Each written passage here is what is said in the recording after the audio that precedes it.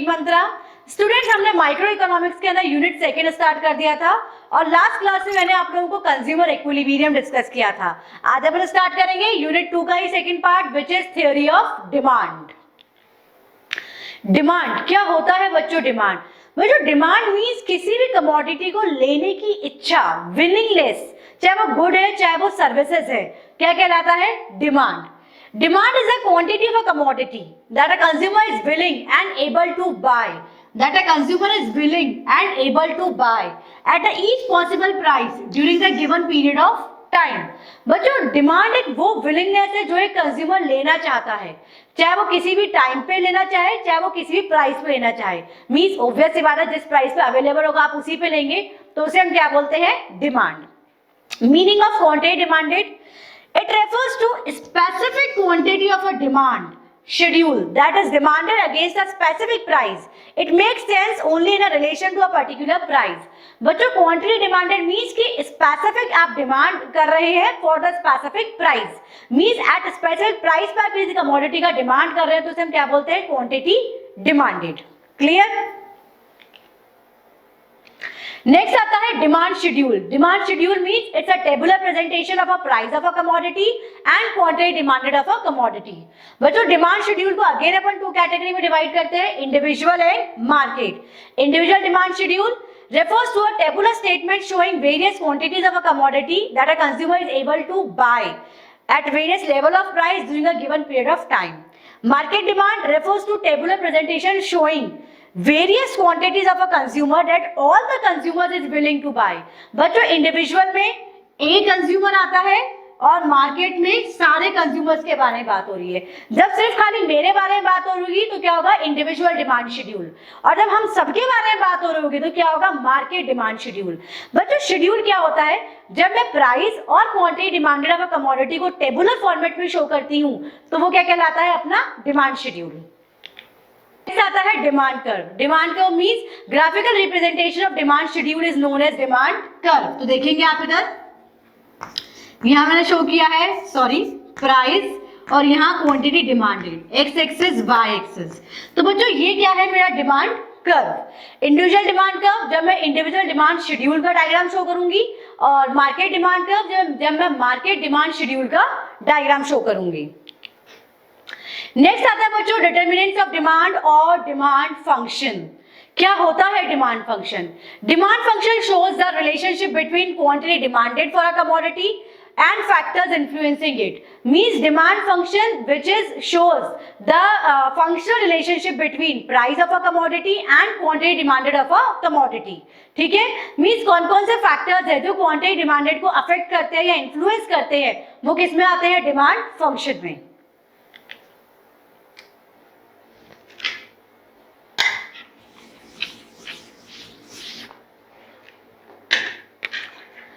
Now student, जो first point आता है वो आता है price of a given commodity. Price of a given commodity को देखिए अपन इस तरह से एक्सप्रेस कर सकते हैं, dx यानी demand of a commodity x, f यानी फंक्शन ऑफ px यानी price of commodity x।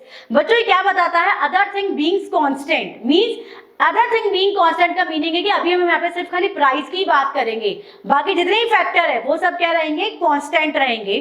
So other thing being constant, demand of a commodity is inversely related to the price of a commodity.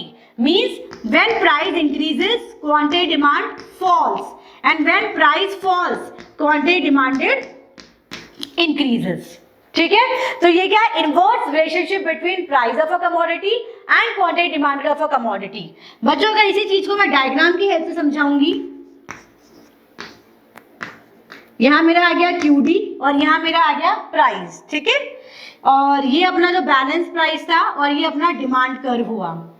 सबसे पहले जब price क्या हो रहा है? Increase हो रहा है, तो डिमांड क्या हो जाएगी? फॉल। प्राइस क्या हो रहा है? डिक्रीज हो रहा है, तो डिमांड क्या हो जाएगी? राइज। ठीक है? तो ये क्या है? अपना price of a given commodity. आता है हमारा प्राइस ऑफ रिलेटेड गुड्स। इसी को हमने कैसे एक्सप्रेस करना है? F यानी फंक्शन और PR यानी price of related goods. Other things remain constant, demand of a commodity depends upon the price of related goods. बच्चों, दो तरह के रिलेटेड गुड्स होते हैं, substitute goods and complementary goods. Related goods वो गुड्स होते हैं, रिलेटेड गुड्स बच्चों दो तरह के होते हैं, सब्स्टिट्यूट गुड्स और कॉम्प्लीमेंट्री गुड्स। सब्स्टिट्यूट गुड्स वो गुड्स होते हैं जिनको आप इन place of each other use कर सकते हो। ऐसा नहीं होता था कई बार अभी कोई टीचर नहीं आई होती है, उसकी जगह दूसरी मैम का सब्स्टिट्यूट लग जाता है कि चलो वो मैम नहीं आई तो ये मैम बच्चों को कंट्रोल कर लेंगी। तो मीन्स जब हम एक गुड की जगह पे दूसरा गुड्स यूज करते हैं तो उसे हम क्या बोलते हैं, सब्स्टिट्यूट गुड्स। कॉम्प्लीमेंट्री गुड्स वो गुड्स होते हैं जो साथ साथ चलते हैं, ठीक है बच्चों। सब्स्टिट्यूट गुड्स का एग्जांपल होगा जैसे बॉल पेन, इंक पेन, और कॉम्प्लीमेंट्री गुड्स का होगा car and petrol, bread and butter etcetera, ठीक है। Substitute goods are those goods which can be used in place of each other. There is a direct relationship between price of one commodity and quantity demanded of its substitute. Means price of one commodity और quantity demanded of its substitute, इनके बीच में कैसा relationship होता है, direct. कहने का मतलब है, मैंने यहाँ पे सब्स्टिट्यूट गुड का एग्जांपल लिया है पेप्सी एंड कोक। अगर पेप्सी की प्राइस बढ़ेगी तो कोक की डिमांड भी बढ़ेगी, पेप्सी की प्राइस कम होगी तो कोक की डिमांड भी कम होगी। तो अगर आप डायग्राम में देखेंगे, price of Coke, quantity demanded of Coke. Coke की क्या हो रही है, देखो प्राइस सेम है, कोक की डिमांड क्या हो रही है, इंक्रीज हो रही है, तो डिमांड का बाहर की तरफ शिफ्ट हो रहा है। जब कोक की डिमांड कम हो रही है तो डिमांड का राइटवर्ड शिफ्ट हो रहा है। क्लियर। नेक्स्ट आता है कॉम्प्लीमेंट्री गुड्स। कॉम्प्लीमेंट्री गुड्स का मीनिंग मैं आपको पहले बता चुकी हूँ। Students, there is a inverse relationship between price of a product and quantity demanded of its complement. Means अगर price of a product increase होगी तो इसकी डिमांड डिक्रीज होगी, और अगर price of a product decrease होगी तो डिमांड इंक्रीज होगी। मींस कॉम्प्लीमेंट्री गुड्स में कैसा रिलेशनशिप होता है, इनवर्स। हमने यहाँ पे एग्जांपल लिया है पेट्रोल एंड कार का।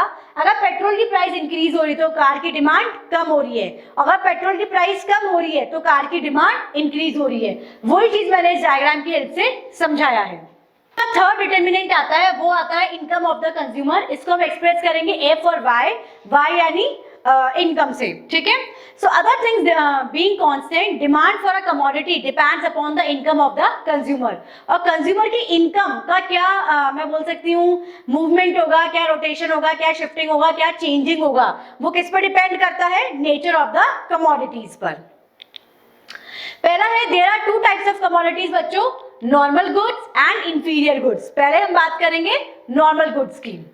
Normal goods are those goods for which demand increases when the income of the consumer goes up and vice versa. बच्चों, नॉर्मल गुड्स वो गुड्स होते हैं जिसमें डिमांड इंक्रीज होती है जब इनकम भी क्या होती है, इंक्रीज होती है, और डिमांड कम होती है जब इनकम भी क्या होती है, कम होती है। तो नॉर्मल गुड में इनकम और डिमांड के बीच में कैसा रिलेशनशिप होता है, डायरेक्ट रिलेशनशिप। दूसरा आता है बच्चों inferior goods. Inferior goods are those goods demand for which decreases where the income of the consumer rises and vice versa। ऐसा क्यों? Because the consumer shift to the better quality goods। देखो बच्चों, पहले आप क्या खा रहे थे, for example you are having non branded goods. जब इनकम कम थी तो आप नॉन ब्रांडेड कपड़े पहनते थे, बट जैसे इनकम बढ़ी आपने क्या किया, नॉन ब्रांड से ब्रांड पे शिफ्ट हो गए। तो इट मीन्स कि नॉन ब्रांड की डिमांड क्या हो गई, कम, और ब्रांड की डिमांड क्या हो गई, ज्यादा। तो इसीलिए इंफीरियर गुड्स में रिलेशनशिप कैसा होता है, in negative। So income increases, demand for inferior goods decreases, income decreases, demand for inferior goods increases। Student, next आता है टेस्ट एंड प्रेफरेंस। सिंपल सा फंडा है, जो चीज हमारे टेस्ट एंड प्रेफरेंस के अंदर है उसकी ज्यादा डिमांड होगी, जो चीज टेस्ट एंड प्रेफरेंस में नहीं है उसकी कम डिमांड होगी। Expectations of change in price in future. मुझे पता लगने वाला है कि इस पर्टिकुलर प्रोडक्ट की फ्यूचर में प्राइस बढ़ने वाली है, तो मैं उसको आज ही खरीद लूंगी। मुझे पता है कि टमाटो अगले महीने 100 रुपए किलो हो जाएंगे और आज मिल रहा है 70 रुपए किलो, तो मैं 70 रुपए किलो पे ही उसे खरीद लूंगी। मुझे पता है गोल्ड 2 महीने बाद महंगा होने वाला है, तो मैं उसे आज खरीद लूंगी। तो एक्सपेक्टेशंस की वजह से प्रेजेंट में जो डिमांड होती है ना, वो क्या होती है, इंक्रीज, ठीक है। और फ्यूचर के लिए, मतलब फ्यूचर को देखते हुए हम प्रेजेंट में उसकी डिमांड क्या कर देते हैं, इंक्रीज कर देते हैं। अब आता है बच्चों मार्केट डिमांड फंक्शन। इसमें सबसे पहले आता है population. Increase in population, increase in demand, decrease in population, decrease in demand. Distribution of income, अगर इनकम इक्वल डिस्ट्रीब्यूशन है, इक्वल डिस्ट्रीब्यूटेड है तो डिमांड ज्यादा होगी। अगर इनकम कम डिस्ट्रीब्यूटेड है तो क्वांटिटी डिमांडेड भी क्या होगी, फॉल होगी। कम डिस्ट्रीब्यूटेड मींस कि अगर इनकम अनइक्वल डिस्ट्रीब्यूटेड है, ठीक है। गवर्नमेंट पॉलिसी देखेंगे इसे अपन। If the government imposes taxes on any commodity, the price of commodity will increase। अगर गवर्नमेंट ने टैक्स लगाया है, प्राइस बढ़ेगा, डिमांड कम हो जाएगा। अगर गवर्नमेंट ने रिबेट दी है, सब्सिडीज दी है, प्राइस कम होगी, डिमांड ज्यादा हो जाएगी। Demand, students law of demand हमें क्या बताते हैं? There is a inverse relationship between price of a commodity and quantity demanded of a commodity. Means अगर कमोडिटी की प्राइस इंक्रीज हो रही है तो क्वांटिटी डिमांडेड क्या होगी? फॉल, और अगर प्राइस कम हो रही है तो क्यूडी क्या होगी? राइज। बच्चों इसे अपन फर्स्ट लॉ ऑफ परचेज भी बोलते हैं। बहुत ही सिंपल सा फंडा है, कोई चीज अगर महंगी मिल रही है तो उसे कम लोग खरीदेंगे, कोई चीज अगर सस्ती मिल रही है तो उसे ज्यादा लोग खरीदेंगे। और बच्चों यही उसका डायग्राम है, देखिए पहले प्राइस क्या थी हमारी, जो हमने एवरेज प्राइस दी थी, जैसे हमारी प्राइस इंक्रीज हुई मतलब पी से हमारी प्राइस क्या हुई? P2, तो डिमांड क्या हो गई हमारी? कम। और जैसे हमारी प्राइस फॉल हुई मतलब पी से क्या हुई? P1, तो डिमांड क्या हो गई? ज्यादा।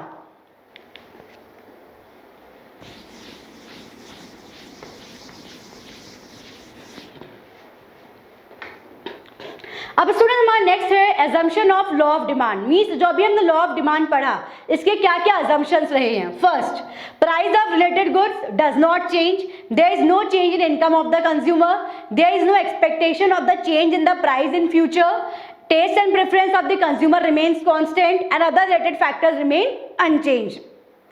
बच्चों बार बार मैं एक लाइन यूज कर रही थी, other factors remain unchange, other factor remains unchange. तो यहाँ पे वही चीज है कि जिस फैक्टर के बारे में हम बात कर रहे हैं उसको छोड़ जितने फैक्टर्स होंगे वो सब क्या रहेंगे? अनचेंज्ड। अब स्टूडेंट्स हमारा जो मोस्ट इंपॉर्टेंट क्वेश्चन आता है वो आता है why does law of demand operates? Law of demand operate क्यों करता है, इसके क्या क्या रीजंस होते हैं? First, law of diminishing margin utility, जो मैं लास्ट चैप्टर में डिस्कस कर चुकी हूँ। सेकेंड आता है इनकम इफेक्ट। बच्चों इनकम इफेक्ट क्या होता है? A change in QD as a result of change in the real income of the consumer caused by change in the price of a commodity is called it's called income effect. Means देखिए बच्चों, अगर price कम होती है, अगर किसी भी commodity की price कम होती है तो कंज्यूमर की पॉकेट में जो रियल इनकम बचेगी वो हमेशा क्या होगी? ज्यादा। तो डिमांड भी क्या रहेगी? ज्यादा। और अगर किसी भी चीज की प्राइस ज्यादा होती है मतलब महंगाई बढ़ जाती है तो रियल इनकम भी कंज्यूमर की पॉकेट में क्या रहेगी? कम। उसकी वजह से डिमांड भी क्या हो जाएगी? कम। बच्चों यहाँ पे रियल इनकम का मतलब है कि इन दी एंड कंज्यूमर की पॉकेट में कितना पैसा बच रहा है। ठीक है। Substitution effect means due to change in price of a substitute when the quantity demanded for a particular product it is called substitution effect। मतलब अगर जैसे अभी हमने पढ़ा था substitute goods के अंदर कि अगर एक की प्राइस चेंज हो रही है तो दूसरे की क्वांटिटी डिमांडेड ऑटोमेटिकली चेंज होगी, और प्राइस और क्यूडी में रिलेशनशिप कैसा रहता है? Same. Change in number of buyers, जितने ज्यादा बायर्स उतनी ज्यादा demand. Various uses of commodity, जैसे बच्चों देखो अगर से फॉर एग्जांपल मिल्क से आप क्या कर सकते हैं? मिल्क से आप कर्ड बना सकते हैं, मिल्क से पनीर बनता है, मिल्क से चीज बनता है। तो अगर किसी भी कमोडिटी के यूजेस ज्यादा है तो डिमांड भी उस अकॉर्डिंग उसकी क्या होगी? ज्यादा होगी। तो बच्चों ये था हमारा answer, why does law of demand operates. Plus इसमें एक क्वेश्चन और बनता है कि why does law of demand slopes downward. तो उसके अंदर ही बच्चों यही सारे रीजंस आएंगे। आता है exception of law of demand. इसका पहला है गिफिन गुड्स। गिफिन गुड्स का कॉन्सेप्ट हमें किसने दिया था? सर रॉबर्ट गिफिन ने। इसमें क्या बोला गया है? Are those inferior groups on which the consumer spend a large part of his income and demand for which falls with the fall in price. जैसे ही इनकी प्राइस कम होगी इनकी डिमांड भी क्या हो जाएगी? कम हो जाएगी। नेक्स्ट आता है, अच्छा बच्चों एक चीज और, in case of Giffen goods हमारे यहाँ पे क्या होता है? Negative income effect is more powerful than the substitution effect, so law of demand does not operate here. Next आता है नेसेसिटीज ऑफ लाइफ। बच्चों नेसेसिटीज ऑफ लाइफ में चाहे हमारे पास इनकम कुछ भी हो लेकिन हम वो चीज लेंगे ही, चाहे जैसे फॉर एग्जांपल मेडिसिन होती है बच्चों, मेडिसिन चाहे कितनी भी महंगी हो हम उसे परचेज तो करेंगे ही, चाहे उसकी प्राइस ज्यादा हो तो भी उसकी डिमांड क्या होगी? ज्यादा होगी। चाहे हमारे पास खाने को हम कुछ नहीं लेके आएंगे बट हम मेडिसिन डेफिनेटली लेके आएंगे। नेक्स्ट आता है स्टेटस सिंबल प्रोडक्ट। बच्चों कुछ प्रोडक्ट्स ऐसे होते हैं जो स्टेटस सिंबल होते हैं, फॉर एग्जांपल जैसे यूनिक या एंटीक चीजें जैसे जो होती है, antique carpet, antique painting, antique vases, तो ये चाहे कितने ही महंगे हो इनकी डिमांड हमेशा ज्यादा रहेगी। फ्यूचर एक्सपेक्टेशंस, मुझे पता है गोल्ड आगे जाके महंगा होने वाला है तो आज मैं उसकी डिमांड क्या कर दूंगी? इंक्रीज। एंड इमरजेंसीज, चाहे वॉर हो, अर्थक्वेक हो, इस टाइम पे बच्चों हमेशा चाहे प्राइस कुछ भी हो, अगर हमें जरूरत है ना हम उस चीज को लेंगे ही। जब उत्तराखंड वाला जो बोल सकते हैं जो लैंड स्लाइडिंग वगैरह हुआ था, वहां पे एट दैट टाइम वाटर जो था वो 100 रुपीज 200 रुपीज में बिक रहा था और लोग उसे खरीद रहे थे क्योंकि उस टाइम पे उनको उस चीज की नेसेसिटी थी। चाहे कितनी भी इमरजेंसी हो, अगर हमें नीड है तो हम एवरी प्राइस पे उसे हम खरीदेंगे। तो बच्चों ये वो कंडीशन थी जिसपे लॉ ऑफ डिमांड नहीं लगता है। क्लियर?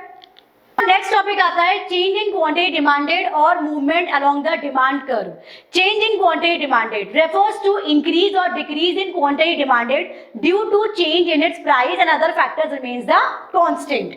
बच्चों इसके अंदर जो हमारा इंक्रीज डिक्रीज या एक्सटेंशन कॉन्ट्रैक्शन आता है वो किस वजह से आता है? Due to change in its price. इसमें दो चीजें आते हैं बच्चों, एक्सटेंशन और एक्सपेंशन ऑफ डिमांड या कॉन्ट्रैक्शन ऑफ डिमांड।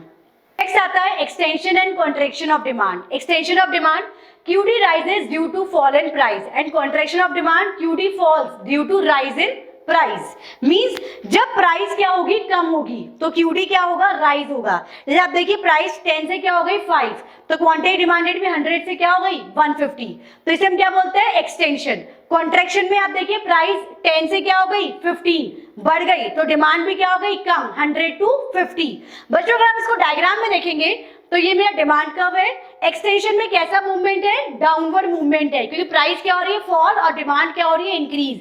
कॉन्ट्रैक्शन में अगर आप देखेंगे तो क्या है? अपवर्ड मूवमेंट है बिकॉज प्राइस क्या हो रही है? राइज, और डिमांड क्या हो रही है? कॉन्ट्रैक्ट हो रही है।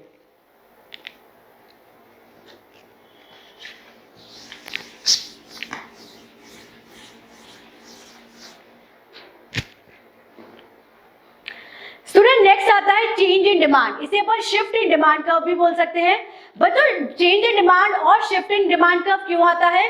Due to change in other factors. इसमें प्राइस क्या रहते हैं? कांस्टेंट रहते हैं। So change in demand refers to increase और decrease in demand for a commodity in response to change in other factors such as price of related goods, consumer income etcetera other than price of the same commodity. Means price को छोड़ के जितने भी other factors आएंगे वो किसमें आएंगे? Change in demand में। बच्चों ये दो तरह के हैं, increase in demand and decrease in demand. जैसे कि मैंने आपको बताया इंक्रीज एंड डिक्रीज क्यों आता है? ड्यू टू अदर फैक्टर्स, और प्राइस क्या रहते हैं इसमें? कांस्टेंट। तो अगर आप देखेंगे इसके शेड्यूल में प्राइस क्या है? 10 and 10 कांस्टेंट है, बट क्वांटिटी डिमांडेड क्या हो रही है? चेंज हो रही है बिकॉज ऑफ अदर फैक्टर्स। देखिए 10 पे भी 100 है और 10 पे क्या हुआ? 150 हो गया। ठीक है। डिक्रीज में अगर आप देखेंगे प्राइस क्या है? सेम, बट डिमांड क्या हो गई? डिक्रीज हो गई, same due to other factors. तो बच्चों अगर इसका आप डायग्राम देखेंगे तो इंक्रीज इन डिमांड में हमारा डिमांड कर्व कहां शिफ्ट हो रहा है? राइटवर्ड शिफ्ट हो रहा है, जबकि डिक्रीज इन डिमांड में डिमांड कर्व कहां शिफ्ट हो रहा है? लेफ्टवर्ड शिफ्ट हो रहा है। बच्चों इसमें डिमांड कर्व पूरा शिफ्ट होगा, इसमें रोटेशन नहीं होगा। क्लियर?